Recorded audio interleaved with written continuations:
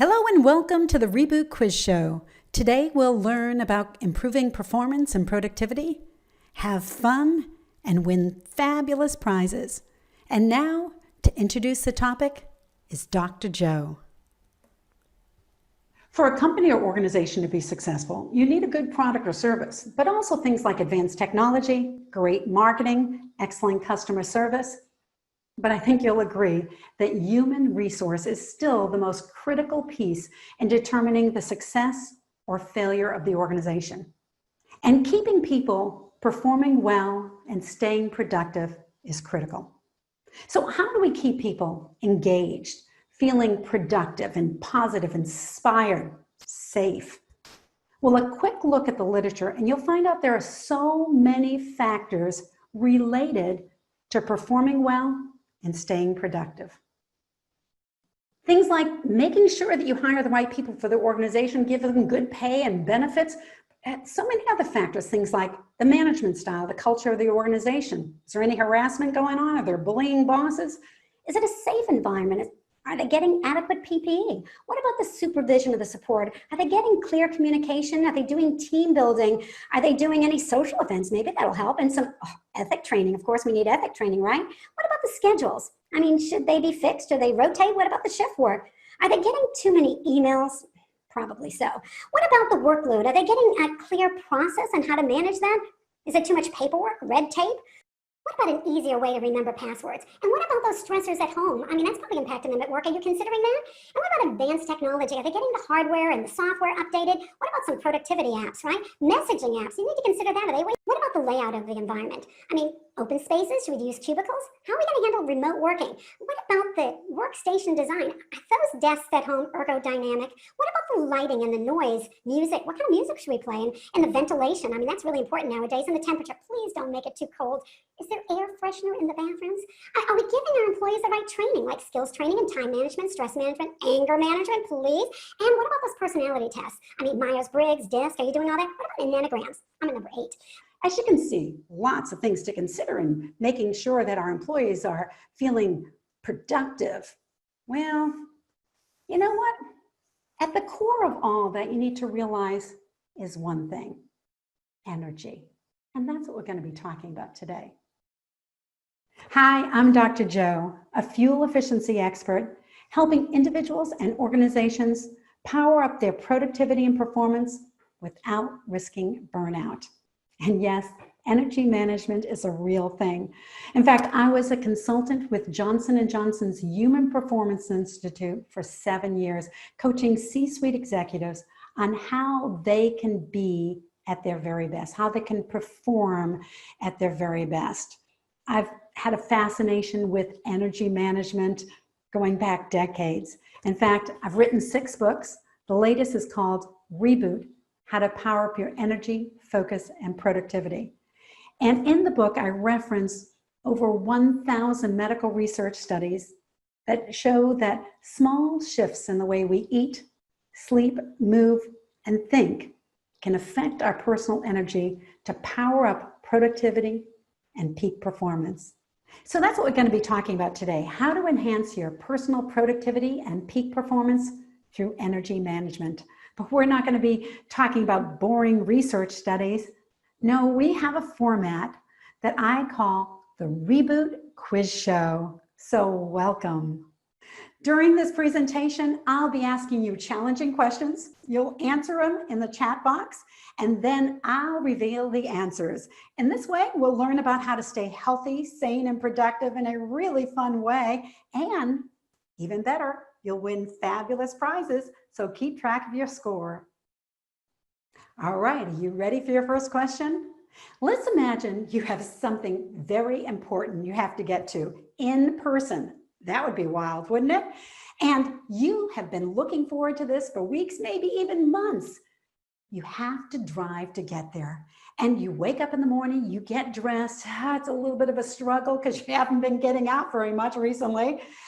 But you get out to the car and you think, if everything's okay, if the traffic and the weather are fine, no construction on the roads, I'm going to make it in time. You put the key in the ignition, you turn it on, and ding, the fuel light comes on. Oh my gosh. And you realize You don't have enough gas to make it where you need to go in the time that you need to get there. What are you going to do? A, just drive and hope you'll make it. B, drive as far as you can go and then look for a gas station. C, put some gas in the car right away. Or D, go back to bed.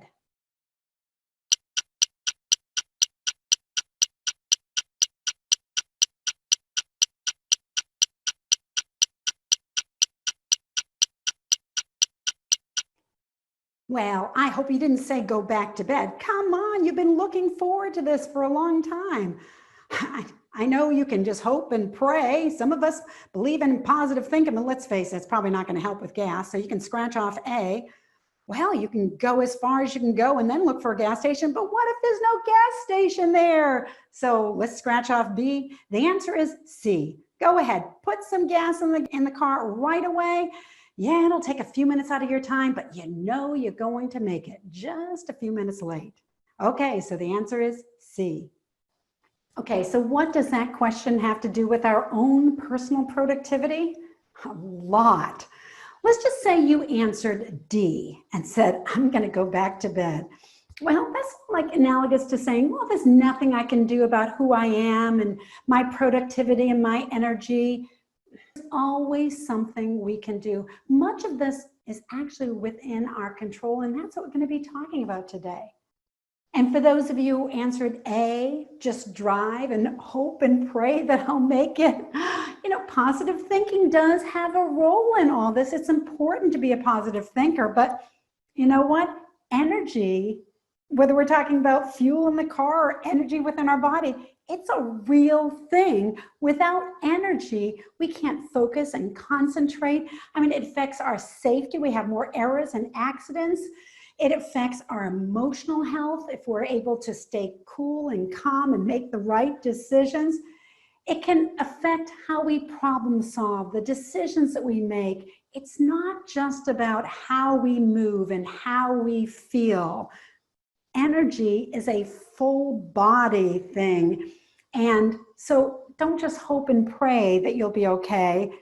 Let's do some proactive things. Now, what if you answered B? That you're going to drive as far as you could and hope that there's a gas station there. And many of us do that when it comes to energy. A lot of people will talk to me in my coaching sessions or in speaking engagements saying, hey, I have so much energy all day long. But when I get home at the end of the day, all I want to do is sit on the couch. And they're trying to pinpoint it, when in fact, it's like driving as far as you can go and almost being out of gas and just running on fumes. And that's what many of us do. We don't fuel our body appropriately during the day, and we just expect to make it through the evening, and we can't. So it's not something you're doing in the evening. It's something you have to go back and say, oh, what am I doing earlier in the day? And again, we'll talk about that.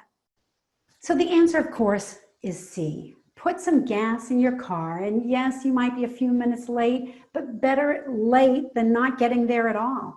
And that's what we need to be thinking about in terms of energy. Instead of hoping and praying or giving up, we need to think about how can we fuel our body in a way so that we have a lot of mental energy to focus and concentrate, to problem solve, to make the best decisions. Emotional energy so we can stay calm and relaxed and not get too high strung. You know, we also want to be able to feel good. So we're more engaged on a daily basis. So what can you do right now? And that's going to lead into my next question.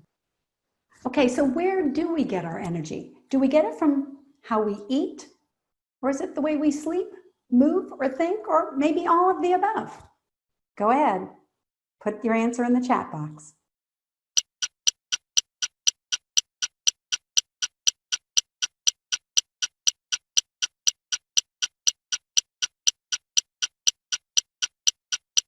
You know that when we get adequate sleep, when we move our body, when we're a positive thinker, all those kinds of things are going to make us feel more energized, but they don't create energy for our body. We get energy from the foods that we eat. We eat food, it gets broken down to tiny little pieces in our digestive tract, it gets into the bloodstream, goes to every single cell, produces ATP, and bam, we've got energy. And we know this because if you go too long without eating, you lose weight, and eventually you would die.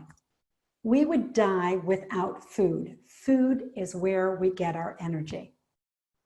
In fact, have you ever looked up the word calories? I mean, most of us don't like the idea of calories, but look it up. It is a measurement of energy. So we get energy from the foods that we eat and the things that we drink. So does coffee, black coffee and black tea give us energy? Yes or no?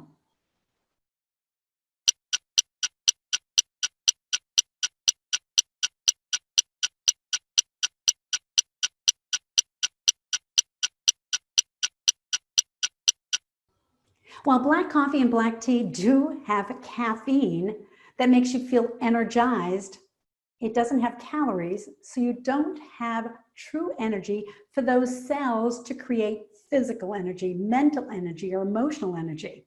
It's fake energy. And by the way, adrenaline, that hormone we produce when we're under a lot of stress, when there's deadlines and tension, well, that may make us feel energized as well, but again, it's fake energy. Just like our car needs fuel to operate, well, so do we. And that's in the form of calories. So here's your next question. Since we know calories are a function of energy, if we eat more calories, if we eat more food, do we have more energy? Go ahead. Yes or no?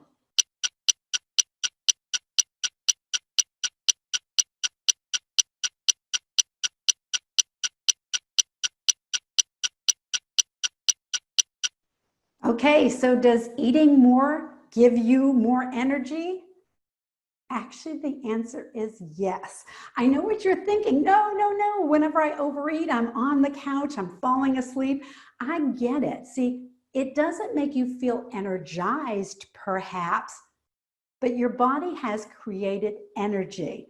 Maybe not energy that you feel, but you know what? This stuff around the middle, yeah, it's stored energy. Okay, so you know we need food to give us the energy that we need to perform at our very best, to give us physical energy, emotional energy, mental energy. And we know that caffeine and those stress hormones make us feel energized, but they're not really energy, not something we can call upon. And that's why when we go too long without eating, some of us get a little hangry, me included, right? And it's kind of like that Snickers commercial. When we go too long without eating, our blood sugar drops and we don't make the best decisions. On the other hand, we know that when we overeat, it doesn't make us feel energized either. And it's packing on the pounds, right? It's stored energy, but not the kind of energy we need. So your next question is, so how should we be eating if we want to have optimal energy? Should we be eating a low carb diet or maybe a high carb diet? Or maybe we should practice intermittent fasting. You've probably heard of this, where you eat only within an 8-hour period. So maybe start at 10 o'clock in the morning and stop by 6 o'clock. It can be any 8-hour period. That's intermittent fasting. Or maybe it's none of those. What do you think? Put your answer in the chat box.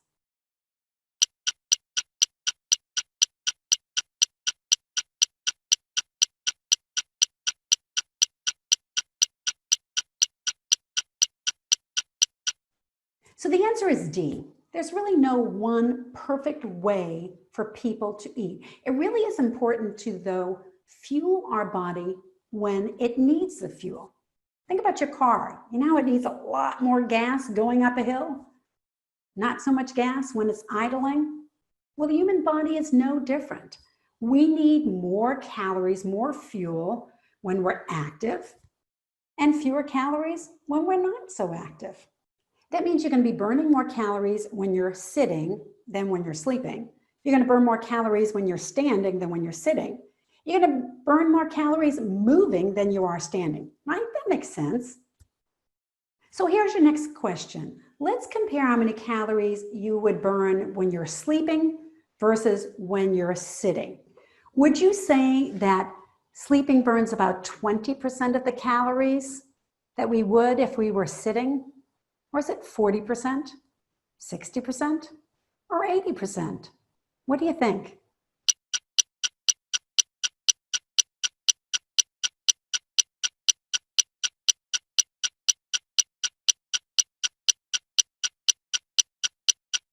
The answer is 80%. But here's the thing I want you to realize with all of this. Most of the calories we burn on a given day is not through exercise. It's by doing basic things like sleeping, sitting, and standing. Yes.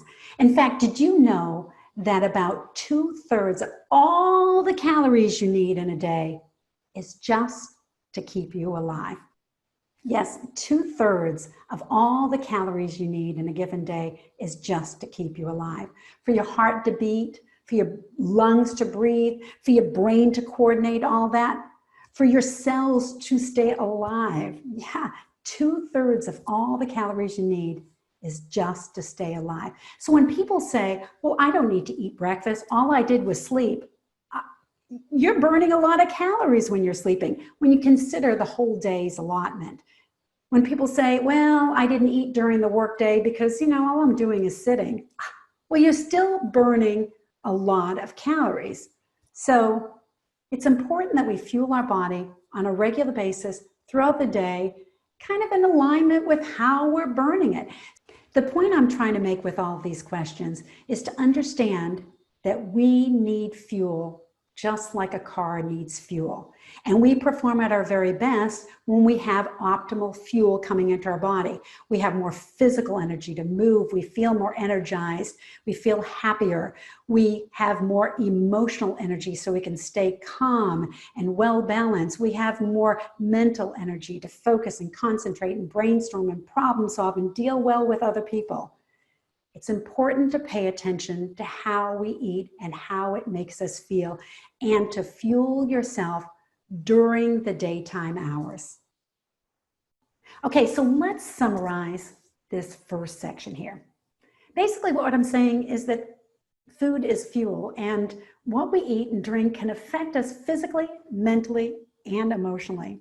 And if you still don't believe me, just think back to some situations, maybe at a time that you didn't get enough to eat. I mean, you really wanted to eat, but you were stuck in a meeting or on the tarmac or in traffic, maybe you're on some crazy diet, and so you didn't get enough to eat. Do you remember how you felt? Physically, maybe a little queasy in the stomach. Maybe your stomach was growling. Maybe you felt a little lightheaded, headache. Mentally, do you realize how hard it was to focus and concentrate and problem solve and be creative when you're hungry?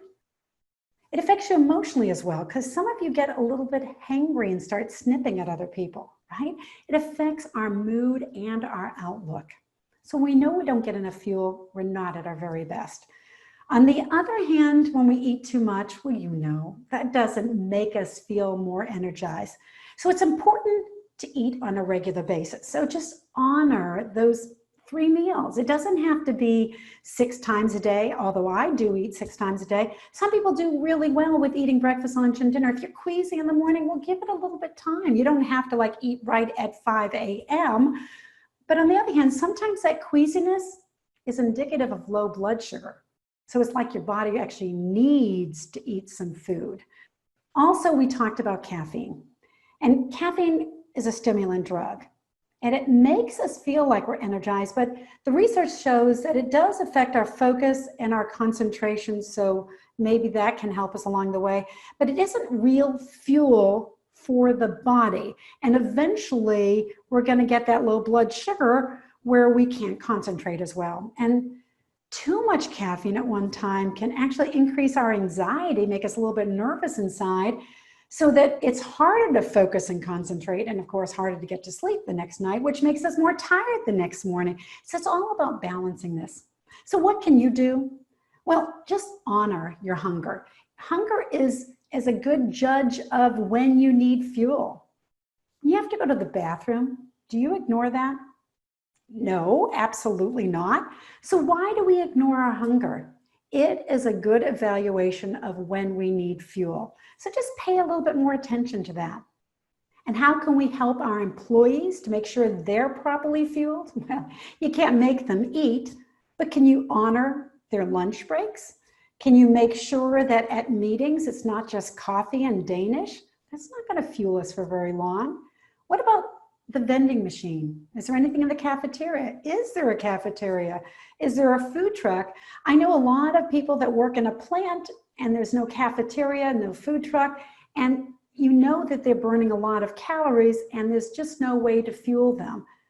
One manager shared with me, and she works in the safety department, that a lot of times when people are overheated, when you ask them questions about when they last ate, sometimes that's a factor in it as well. So just be sure to honor your hunger because food is fuel. Now let's move on to the next section, and that's about sleep.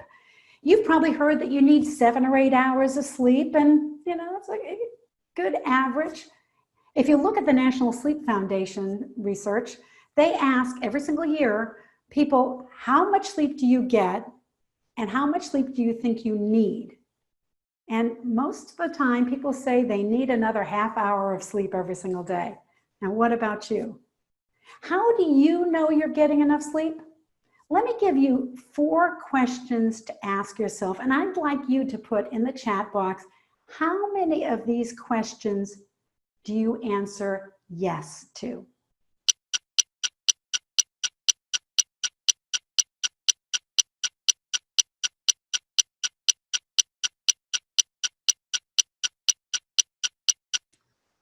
All right. Ideally, you should be able to answer yes to each and every one of these questions. If you don't wake up in the morning without that alarm, well, chances are you needed more sleep.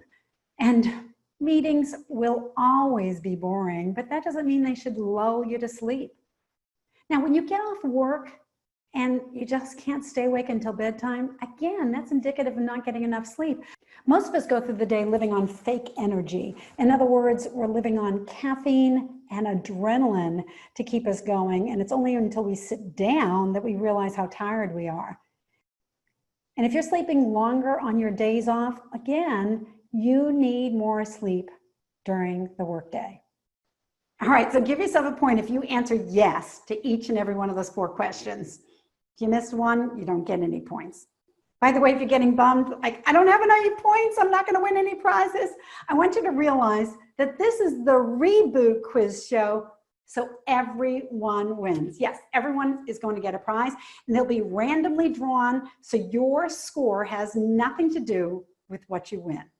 In fact, let me take a minute to share with you what prizes I'm giving away. First, we've got copies of my book, Reboot, both in paperback and digital versions, $20 value.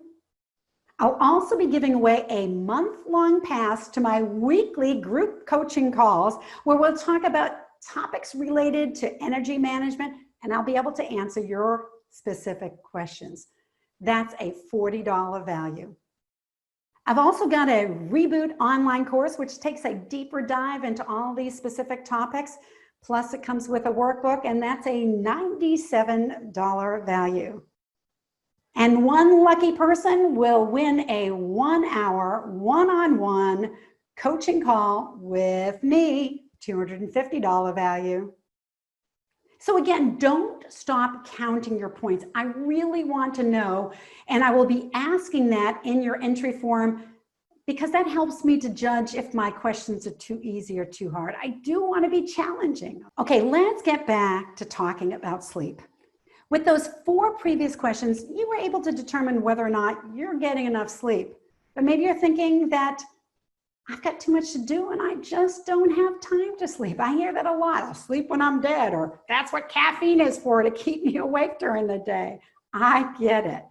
But let's talk about the function of sleep, because see, sleep is not a waste of time, and it's not just to help us to feel good, to give us optimal energy. That's not the only reason. Sleep is when our body and brain heal and recovers. So it's kind of like a defrag system like we do in our computers. Sleep-deprived individuals tend to have a higher blood sugar, higher blood pressure, higher body weight. In fact, let me share with you a story of a client who came to me for weight loss. See, he was up about 50 pounds since college. He had high blood pressure, high blood sugar, and he was looking for some dietary advice.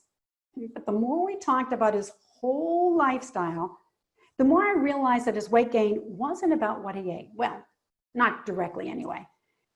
See, he was sleeping just 4 hours a night, and he had convinced himself he just didn't have time to sleep anything more.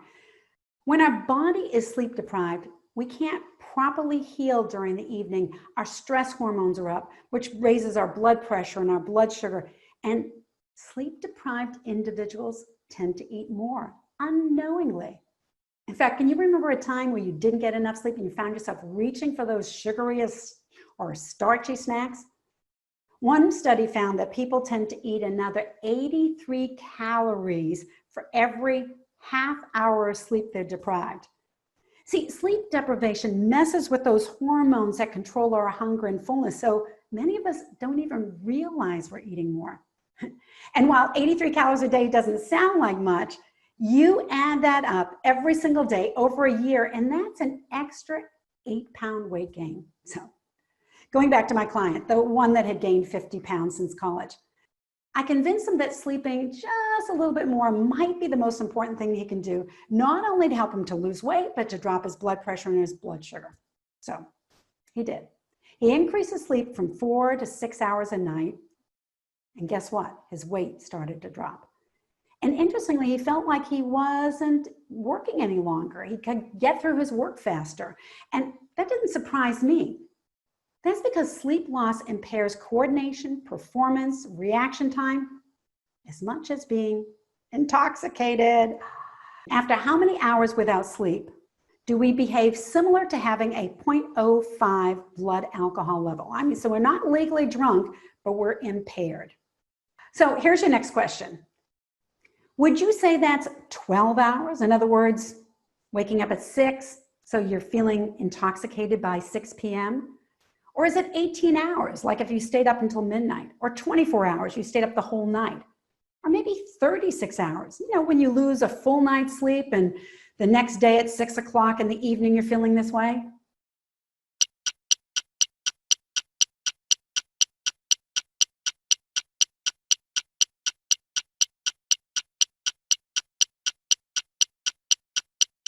All right, the answer is 18 hours. If you get up at 6 o'clock in the morning and stay up until midnight, your psychomotor response, the way you act and react, is similar to having a blood alcohol level of 0.05. So studies show alertness is down, reaction time is slowed, accidents and errors increase, productivity and performance goes down.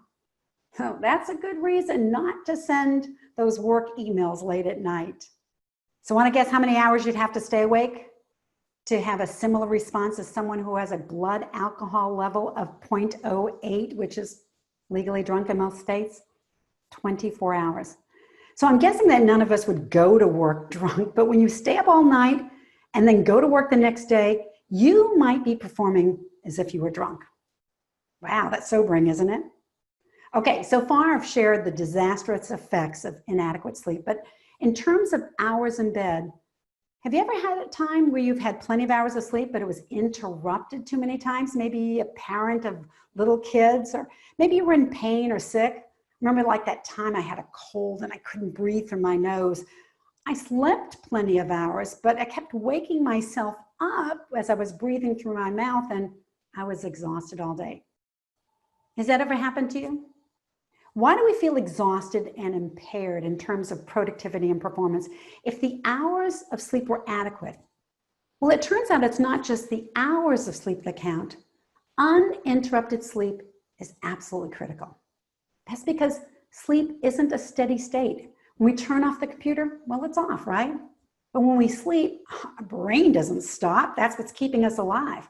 And it's busy doing a lot of defrag type things, helping to organize our memory and helping to heal us. If you've ever had a sleep study, I did, you know that our brain waves change as it goes through the different sleep stages. As we drift off to sleep, we go from a light stage of sleep into a deep stage of sleep, and then back up to a lighter stage of sleep, actually REM cycle, where we dream. So we go through these cycles throughout the evening. That's called a sleep cycle.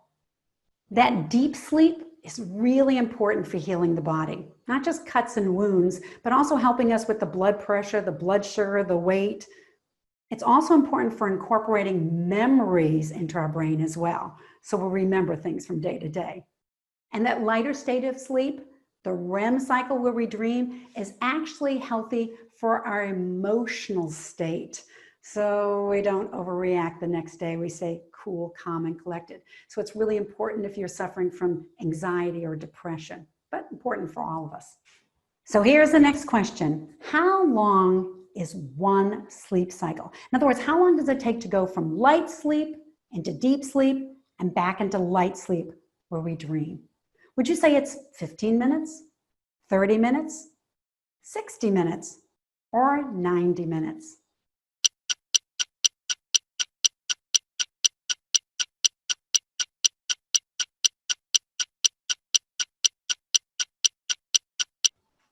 The correct answer is 90 minutes. That means it takes 90 minutes from your body to go from light sleep into deep sleep and back into light sleep. So why is this important? Well, for a couple of reasons. One, if your sleep is interrupted when you're in deep sleep by a noise, maybe like a crying baby, a thunderstorm, a snoring spouse, or maybe by the urge to pee, your brain has to start the sleep cycle all over again. It's like playing Monopoly. You know, when you land on that space that says you have to go back to go. Here's another reason to know about the sleep cycle. Have you ever woken up in the morning and you know you're in deep sleep and you are feeling really groggy, like you don't even know where you are, what day it is? It might affect you. It's called sleep inertia. It might affect you for 20 minutes, 30 minutes, maybe even longer. We feel more refreshed when we wake up in the lighter stage of sleep. Now, how can you do that? You want to wake up feeling more refreshed. You want to wake up after you've gone through a full sleep cycle. So we go through the sleep cycle at 1.5 hours, 3 hours, 4.5, 6, and 7.5 hours. So you might want to time when you go to bed and when you need to wake up accordingly, and you might find that you wake up feeling more refreshed. In fact, a number of sleep apps on your phone will do this for you based on your sounds that you make. I know it sounds kind of strange, but they're able actually to anticipate when you're in a lighter stage of sleep, and they will sound the alarm then, so it prevents you from going into that deep stage of sleep. Now, I hear from a lot of people that say they want to get a good night's sleep, but they have a hard time either getting to sleep or staying asleep. Is that you? What's going on in this situation? What's preventing you from getting to sleep or staying asleep? Here's your next question. What's the likely culprit? Is it your morning coffee? The light from the hall or the bathroom? Your evening alcoholic beverage? Low melatonin? Or all of the above? Go ahead, put your answer in the chat box.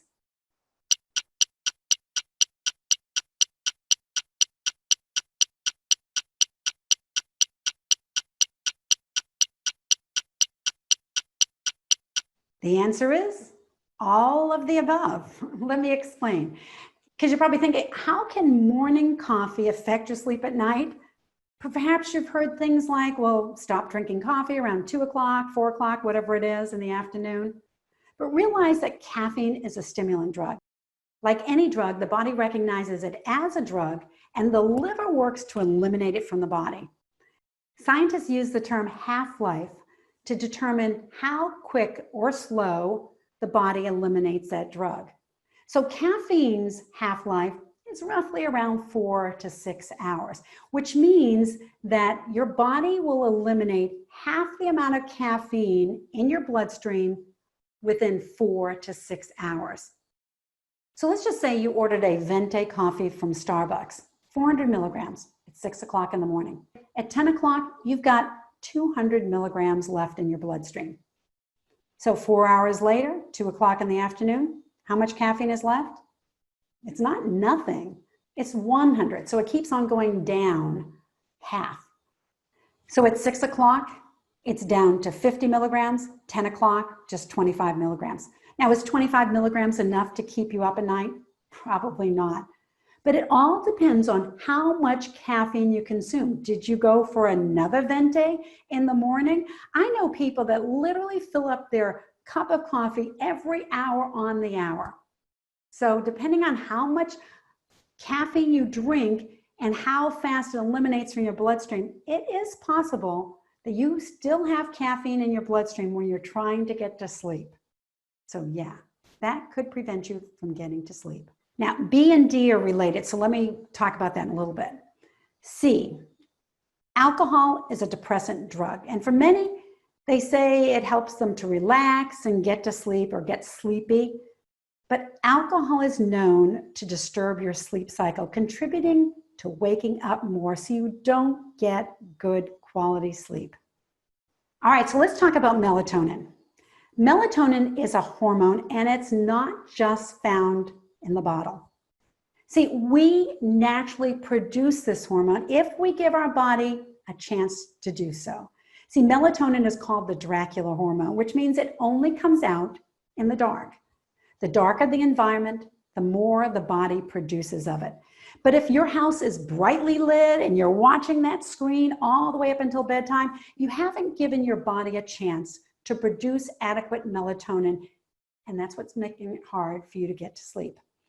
And depending on how much melatonin you produce, well, it may not be enough to keep you asleep during the night.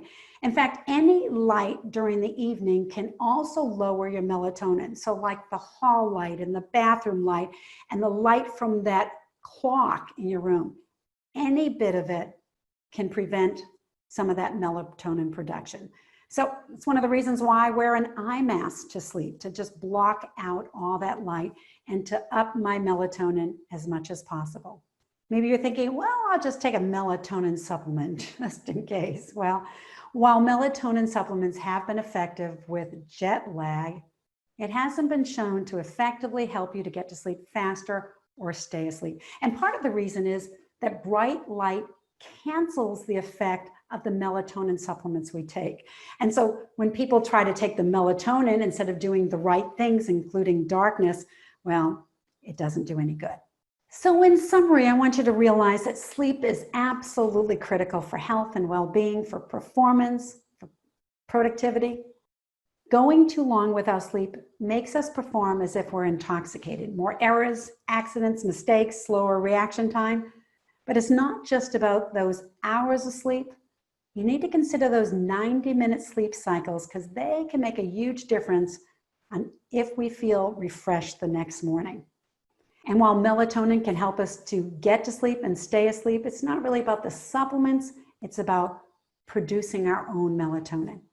So the most important thing is to turn down those lights, turn off the screens 1 hour before bedtime, limit your caffeinated beverages if you're a heavy consumer, especially if you're not getting good sleep, and skip that alcoholic nightcap because that could prevent you from getting good night's sleep. And keep that bedroom as dark as possible.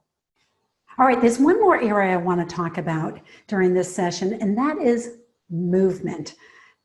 Movement isn't like food. You can't make energy from it, but people who move tend to be more energized.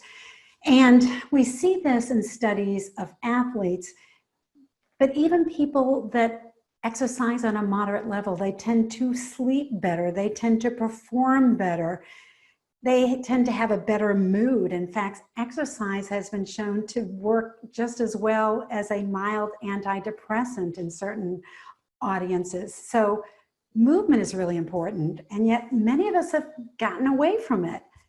See, we were born to move. I mean, just look at any little kid. We come out of the womb and we want to wiggle and move, and then we get away from it.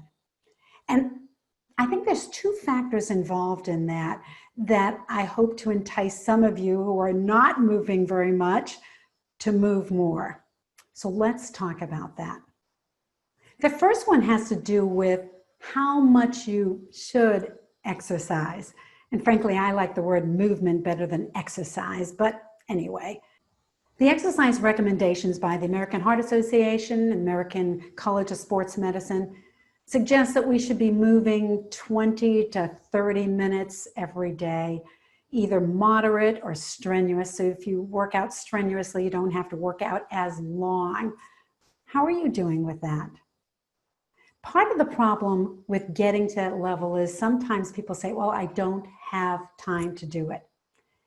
So let me ask you this next question. How many minutes of exercise counts towards that daily recommendation? 1 minute, 10 minutes, or does it have to be an uninterrupted workout? Go ahead, put your answer in the chat box.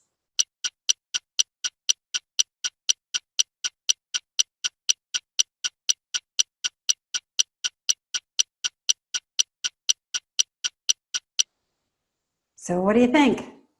Turns out that every minute counts. Every minute counts. So here's an idea. If you want to get in your daily exercise recommendation to strengthen your heart, perhaps also to help to increase your focus and attention during the day, because small bits of movement can do that.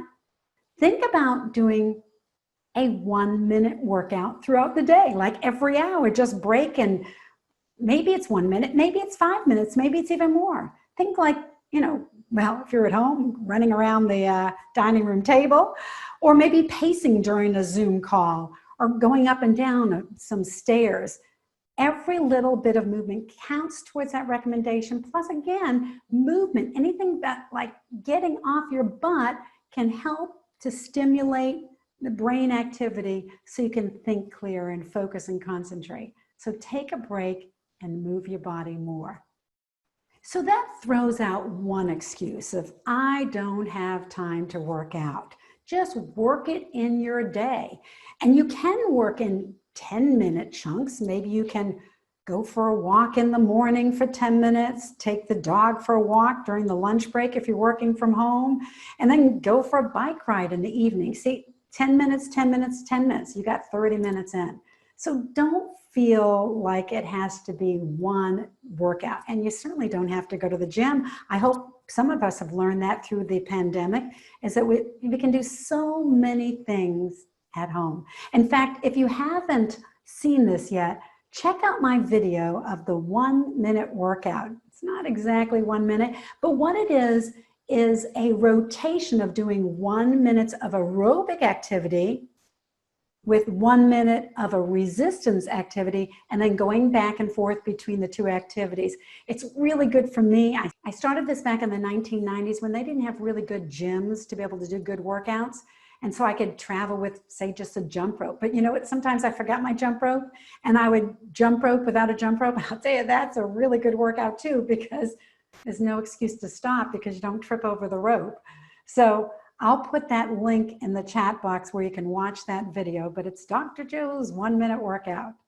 So the other reason why a lot of people don't work out has to do with my next story. When my daughter was very young, so first grade and kindergarten, they were in one classroom. In second grade, they had 2 different classrooms, but the class moved from one class to another class and then back again. So at least they were with the groups themselves. But in the 3rd grade, she was told at orientation that everyone would get a new schedule. And so some people might be going to math when others were going to science and other people were going to lunch. So they had to know where they were going and keep track of their time. And my daughter was freaking out, like, I'm gonna get lost, I just know I am.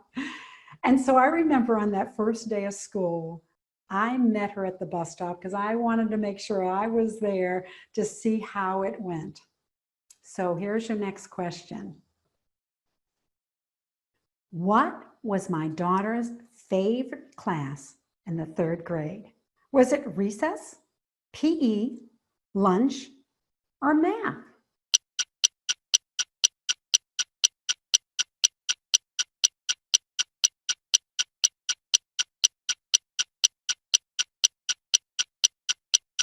I know that was kind of a silly question, wasn't it? How would you know? But what do you think it was? My guess was it was going to be lunch, but as it turned out, it was recess. And so when she said that her favorite class was recess, I said, "Oh, so you liked PE too?" And she said, "No, I don't like PE." I said, "Well, if you like recess, why don't you like PE?" And she said to me, I actually wrote it down in my journal, so I know this. She said to me, "Recess is fun because you can play with whoever you want and do anything you want. But in PE, you have to wear a uniform and follow the rules." And I thought that was really wise for a third grader, because I think that's one of the reasons why many people don't like to exercise. They think of it like PE class, when in fact, if you want to get in more movement in the day, you need to think about this as recess. How can you have fun? I'm way past middle age. I still tap dance. I tap dance with a lot of teenagers because, let's face it, there's not a lot of people that take the tap class. So most studios have one class.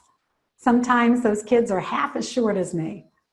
What can you do that is something that's going to condition your heart? It's something you can get your blood going. Also, maybe something you can do during the day so that you can spark some creativity during the day. Get up off that butt and move around a little bit. Take an active break rather than going down and getting a snack to eat, because sometimes we need movement. It's not always about fuel. So what can you do that you can enjoy just as much as recess? So there you go. I hope that I gave you some ideas on how you can become more energized in order to be more productive and to perform at your very best.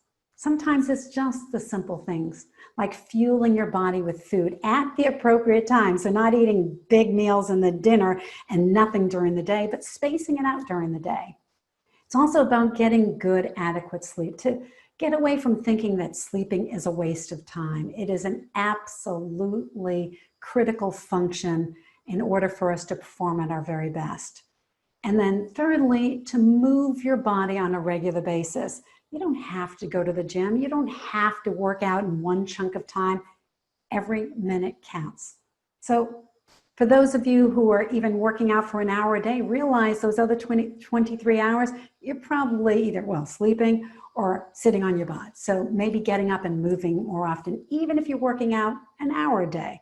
Take some more active breaks, even if it's just standing up instead of sitting. So those small little recommendations can really help to power up your energy, focus, and productivity.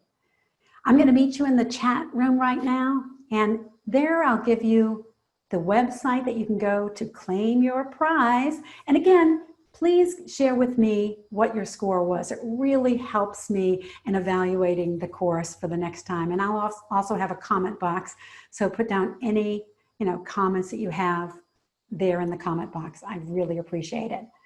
Also, I invite you to subscribe to my podcast. My podcast is Dr. Joe's Health and Sanity Calls. I started them in the middle of March during COVID because a lot of my speaking engagements had gotten canceled or they went virtual.